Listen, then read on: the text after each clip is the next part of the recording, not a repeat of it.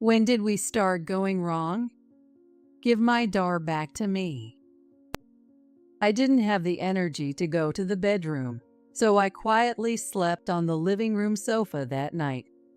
A few days later, my son-in-law, Andrew, visited me before heading to work. It's almost over. Leaving those words behind, Andrew headed to work. His unusually firm tone gave me a sense of unease, but I didn't think much of it. That night, my husband David came home and headed straight to the bathroom without saying a word.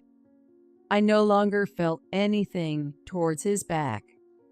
Even though our relationship was so cold due to the layout of the houses, I still had to sleep in the same room. I quietly entered the bedroom after David fell asleep. However, I couldn't fall asleep, even with my eyes closed. I tossed and turned, unable to sleep, as the clock struck midnight. At that moment, I felt someone's presence in the room. With my heart pounding, I opened my eyes and saw Andrew standing there. Why? Ignoring my question, Andrew pulled me out of bed and forcibly pushed me into the closet. He then squeezed in with me and closed the door just enough to see the room. What's going on? Keep quiet. Andrew silenced me with one hand, and I couldn't help but comply. He quietly watched the room through the crack in the door.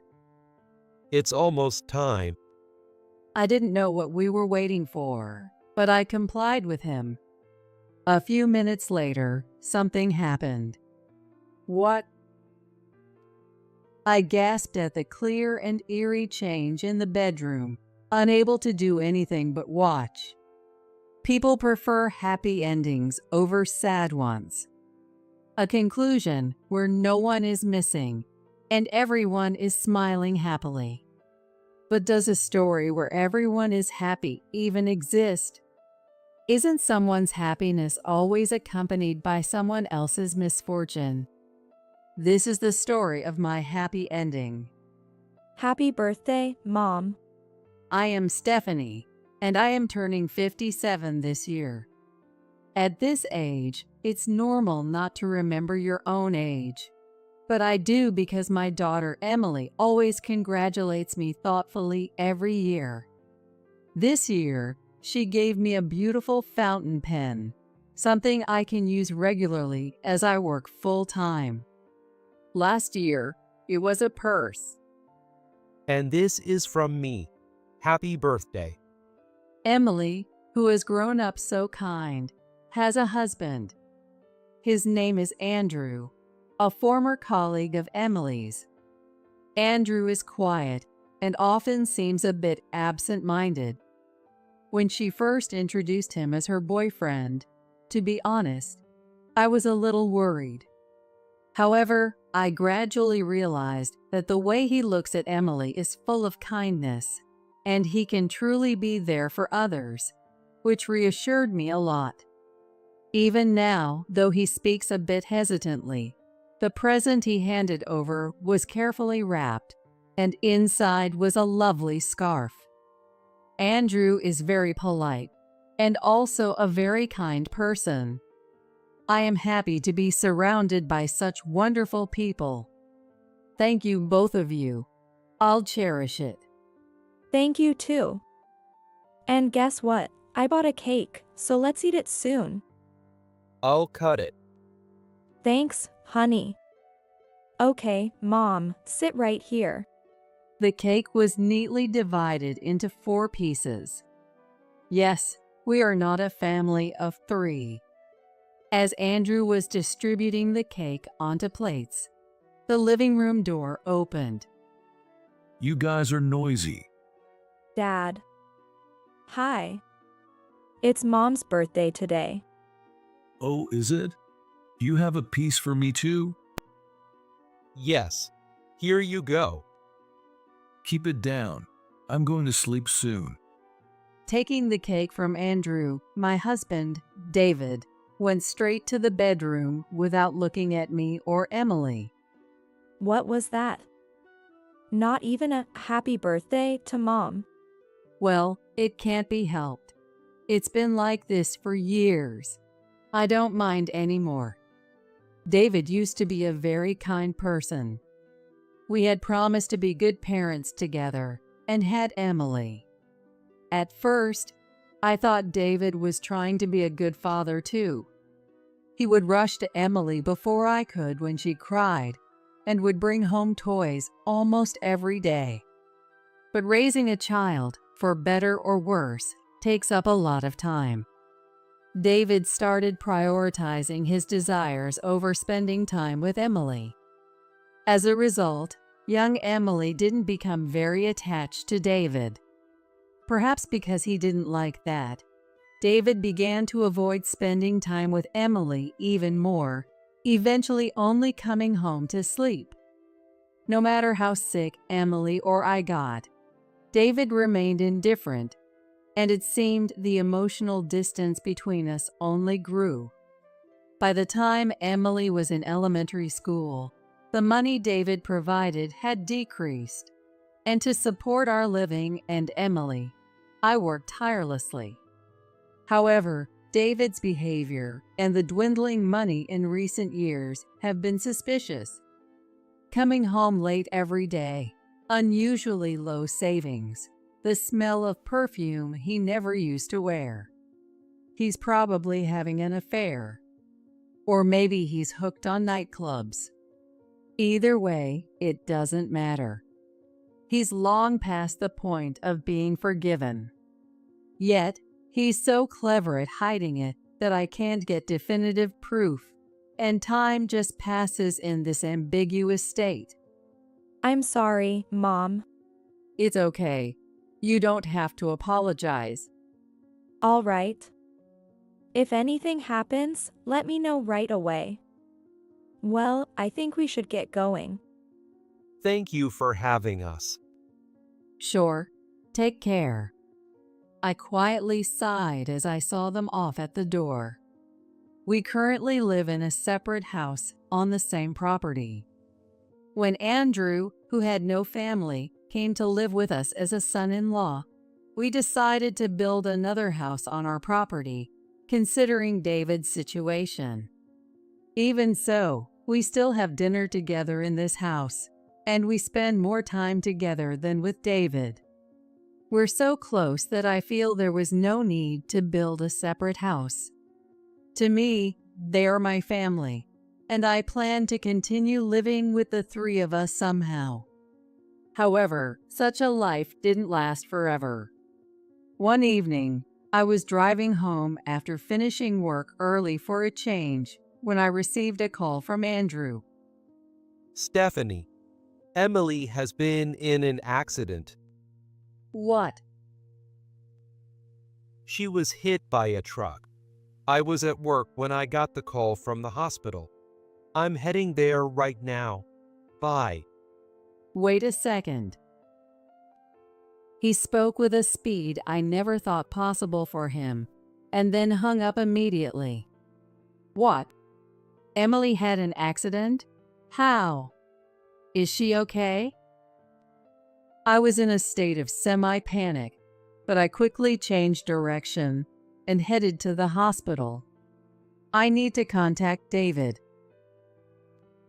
Even though he usually doesn't show much interest in us, I thought surely he would rush over in an emergency involving his daughter. The monotonous dial tone echoed in the car, but it never stopped.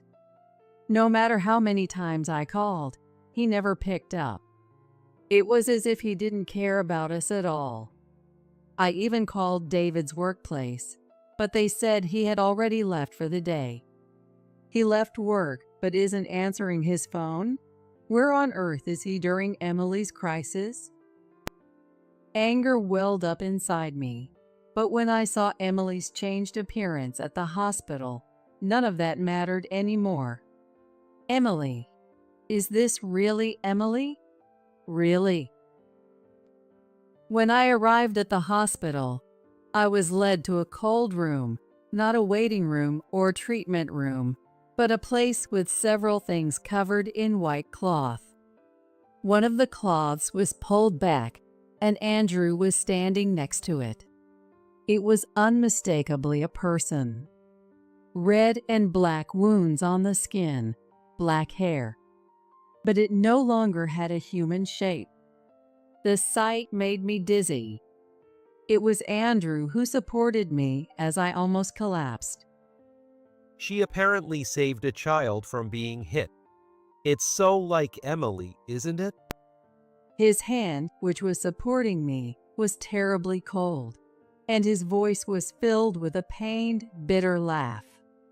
That form, barely recognizable, had half of its face intact, making it painfully clear that this was Emily. But if I looked just a little away, what should have been there was missing. While the police officer explained the situation calmly, I couldn't stop sobbing. Why did it have to be Emily? Emily did nothing wrong. Why take her from me? My emotions were in turmoil, and I was so distressed, I couldn't understand what I was saying. But there was nothing else I could do. I felt that if I didn't let out all the tears and emotions, I would lose myself completely. Andrew gently held me, his face contorted with frustration. He occasionally sniffled too. Andrew, who is much younger than me, is trying so hard. What am I supposed to do now? Everything felt meaningless. What happened next was over in a flash. The police investigation found no foul play. It was just an accident, and Emily was hailed as a hero for saving the child. The funeral was incredibly large, and it was quite a challenge. As her mother, it made me a bit happy to realize just how many people admired Emily. Andrew seemed to feel the same, looking somewhat proud. However, during the funeral, there was no word from David. I informed him of the situation only after everything was over. I called you multiple times, you know? I spoke to him as he silently walked in through the front door. David looked a bit surprised as he turned to face me, since I hardly ever spoke to him. There were traces of bright red lipstick around his mouth, which made me feel disgusted. But what did you want? What were you doing? Work. Don't answer a question with a question. So, what did you want? I called his workplace again, and they told me David had taken a few days off. Work? Don't make me laugh. But I no longer had the energy to say that. Emily was in a car accident. We had her funeral yesterday. I see. That's unfortunate. It felt like a blow to the head. What kind of father talks about his daughter's accident as if it were someone else's problem? No sign of sadness or distress. Shouldn't he be more upset? Yes, very unfortunate. So, what were you doing during Emily's emergency?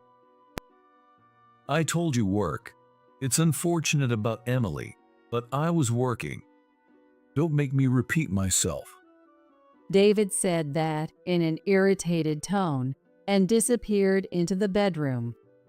My hands clenched on my lap. I'm so frustrated. David's behavior showed he felt nothing, even after Emily was gone. And more than anything, I was angry at myself for not being able to say anything back to him. How did it come to this? When did we go wrong? Give me back Emily. I didn't have the energy to go to the bedroom that day, so I quietly fell asleep on the living room sofa with my bad feelings swirling inside me. Since then, the days David came home have clearly decreased. Tonight, It's just Andrew and me having dinner together. The table, full of empty seats, has no smiles. Only a lonely feeling lingers there with a heavy atmosphere. Since then, I haven't been able to do anything and am currently on an extended leave from work. Even at home, I don't do anything, just stare at photos of Emily. Seeing me like this, Andrew often helps with the housework. He frequently expresses concern, but I can only give vague responses each time. I feel a bit sorry for him, but I didn't want to think about anything for a while. Andrew sometimes mumbles as if he's talking to someone, but even that doesn't matter to me. One day, Andrew visited my house before heading to work. In the morning, he's usually busy getting ready, so he typically comes in the evening. What happened? What's wrong? It's almost over. What's almost over? Before I could ask, Andrew had already left for work. His unusually firm tone gave me a slight sense of unease. I had no idea what he was talking about, but I figured it must be something work-related, so I didn't think much of it and spent another empty day as usual. That night, for the first time in a while, David came home. He said nothing and headed straight to the bathroom, leaving me with no feelings toward him anymore. Still, due to the layout of the house, I had to sleep in the same room. I quietly entered the bedroom after David had fallen asleep, but I couldn't fall asleep, even with my eyes closed. I tossed and turned, unable to sleep, as the clock struck midnight. At that moment, I felt someone's presence in the room. Wondering what was happening, I opened my eyes and saw Andrew standing there. "Why are you here?" Ignoring my question, Andrew pulled me out of bed and forced me into the closet. He then squeezed in with me, closing the door just enough so we could still see the room. The closet was cramped and stifling with both of us inside. "What's going on all of a sudden?" Keep quiet. Andrew silenced me with one hand, and I couldn't help but comply. He quietly watched the room through the crack in the door. It's almost time. Not knowing what we were waiting for, I complied with him. The room gradually became misty and white. The previously stifling closet air turned icy cold. The mist gathered around David's pillow and slowly took the shape of a woman. What? I recognized that figure immediately. It was Emily. Though not a clear image, I knew it was her. This mist was definitely Emily. As I almost gasped, Andrew covered my mouth with his hand. Emily was muttering something beside David, and as she did, he seemed to be more and more tormented. It looked like she was performing a ritual to make him suffer. Watching it, I felt short of breath and broke into a cold sweat. This went on for a while, and just when Emily stopped moving, she suddenly dissipated and vanished into thin air. The suddenness left me completely confused. David was no longer tormented, but his forehead was drenched in an abnormal amount of sweat, proving that what I had seen was not a hallucination.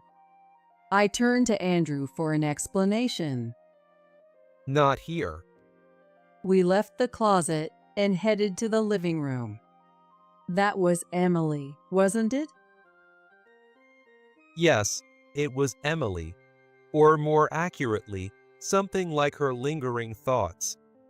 Lingering thoughts. Yes. When someone leaves something unfinished in reality, they can linger like that. How do you know that? I've been able to see things like that since I was a kid. Andrew explained that he had always had strong spiritual sensitivity and could see things in daily life that others couldn't. This often made his days exhausting, and he apologized for sometimes seeming distant because of it. Apparently, Emily knew about this and was even more drawn to Andrew because of it. It truly felt like something Emily would do. She was always such a curious and fascinated child.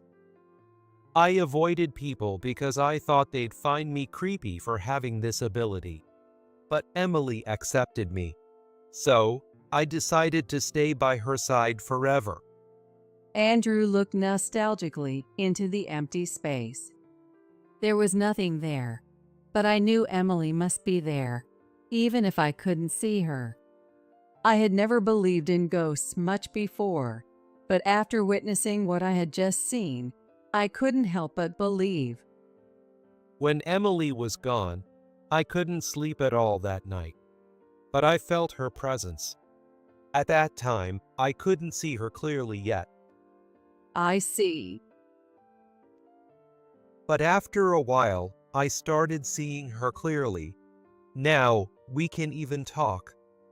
The times when Andrew seemed to be talking to someone, it was with Emily, whose thoughts had lingered here. It's not just watching over, but actually talking to her. I can talk to Emily again, who I thought I'd never speak to again. But no matter how hard I looked, I couldn't see Emily. I was very envious of Andrew's ability. Did Emily say anything? The first thing she did was apologize. She said she was sorry for leaving so suddenly. Emily, it's not your fault. You did nothing wrong. You are a hero who saved a child. She was very worried about you, Stephanie. She wanted you to recover soon.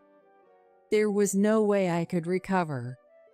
Emily was everything to me. She was my reason for living, my only family. And she was very angry at David. That's why she acted like that tonight, to express her anger. I'm sorry for scaring you. I see. But why did you put me in the closet? Honestly, spirits and lingering thoughts are unpredictable. I was worried that Emily's negative emotions might affect you. I understand. It did feel a bit suffocating. Did Emily have something to do with David coming home suddenly today? Yes, Emily did something. I'm not sure about the details, but spirits are mysterious, aren't they? Andrew shrugged his shoulders. I had many thoughts about David and always wanted to confront him. Maybe now is the perfect chance. It's time to settle things in this broken family. Andrew, do you have time tomorrow? What? Oh, yes, I think so. Let's put an end to this. I want to have a proper talk with David. Do you think Emily will join us? She's nodding and smiling widely. She probably has a plan, though I don't know what it is. That's a reassuring ally. Well, let's get some sleep now. All right. Oh, and one more thing. Emily really cares about you, Stephanie. So please, don't overdo it. I understand. Good night. Andrew, and probably Emily too, went back home. I didn't want to return to the bedroom, so I lay down on the living room sofa. Unlike earlier, I quickly fell into a deep sleep. Despite the uncomfortable sofa, it was the best sleep I had in a long time. The chirping of birds woke me up. Pleasant sunlight streamed in through the gap in the curtains, making it a very pleasant morning.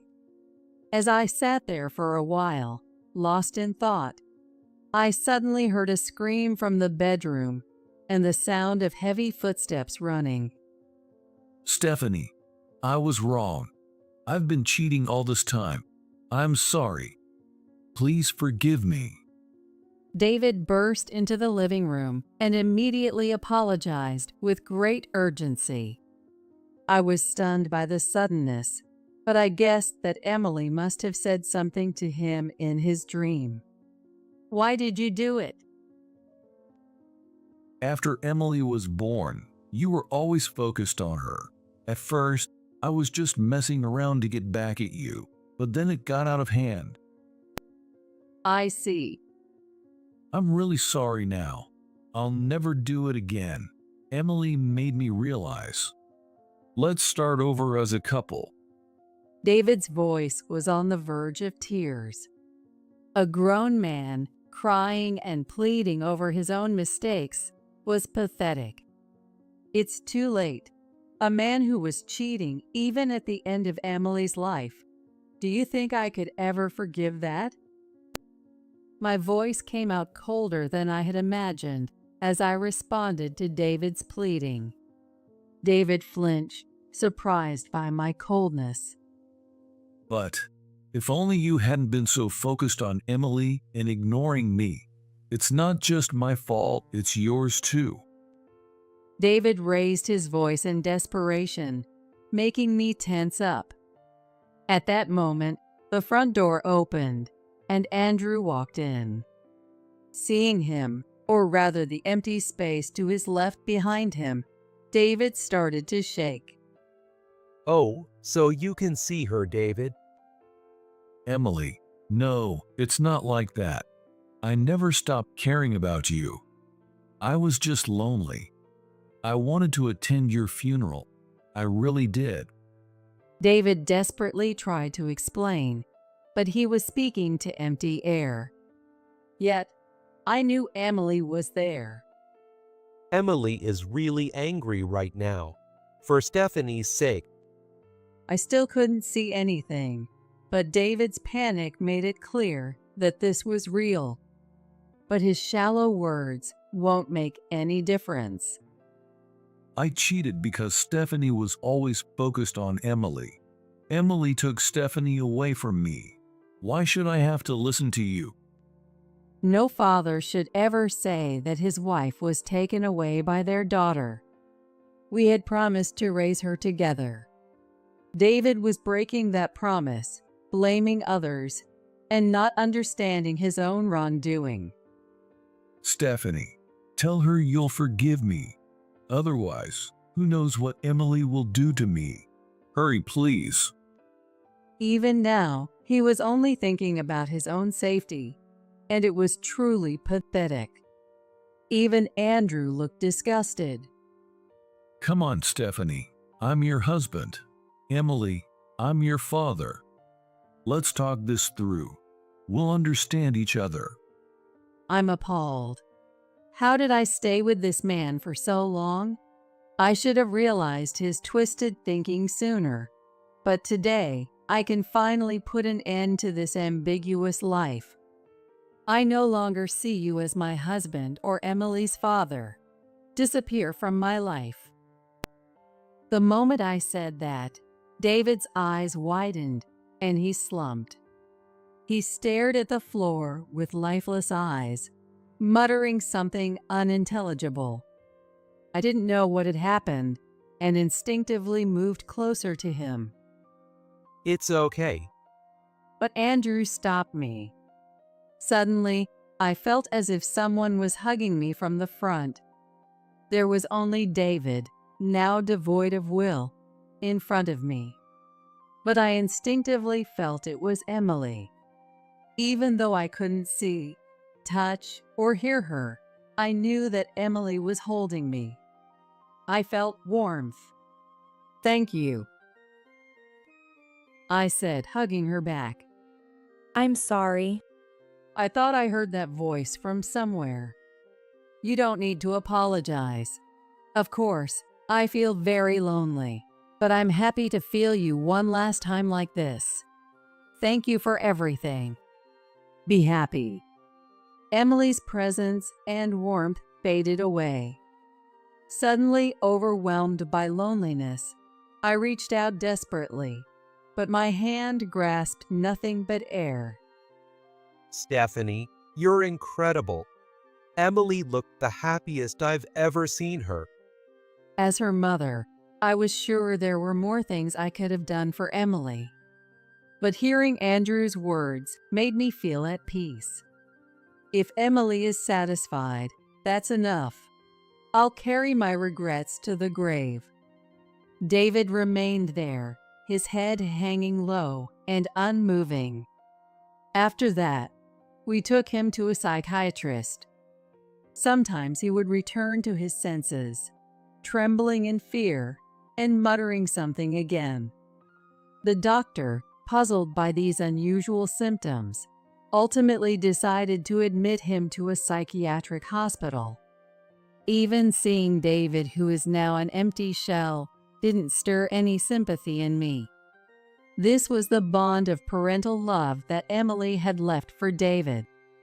Well, now that everything is over, I think I'll return to work. This may not be a complete resolution. Emily is gone, and David is broken. From the outside, it might look like a bad ending, but my heart feels strangely refreshed. All the years of suffering over David are finally over. I got to hold Emily one last time. Andrew, with his kind heart, supports me as family. For me, this is a happy ending. I have no regrets left. Technically, I am still married to David. Honestly, I have no intention of taking care of him in the future, but for practical reasons like health insurance and the house, I haven't divorced him. Still, I feel a slight twinge of guilt, so I occasionally check on him. However, since he's in a psychiatric hospital, I can't visit him. He continues to live in fear and apology every day, and it will be a long time before he can be discharged. I don't wish for his unhappiness, but I do hope he atones for his sins. On the other hand, Andrew seemed a bit disappointed that Emily's presence had vanished. I can't see Emily anymore, but I'm glad to see you looking much brighter, Stephanie. He truly is an endearing person. We once talked about our future. Andrew, you don't have to worry about me anymore. You're free to live your life. There's no need for you to stay in this house. That's true, but if it's all right with you, Stephanie, I'd like to stay here. Why? Emily always appreciated you. She said she could pursue what she wanted and grow up straight despite everything because of you. Emily, that's not true. No, I feel the same way as Emily. There's something about you, Stephanie, your incredible capacity for love. Living here, I've come to think of you as my real mother. Andrew said this while turning slightly red and looking away. Seeing him like that, I couldn't help but laugh, thinking how he really seemed like my own son. He looked a bit disgruntled, but then started laughing with me, maybe finding it amusing too. As our laughter echoed, a refreshing breeze blew through the room. It was a breeze as pleasant as Emily's bright smile.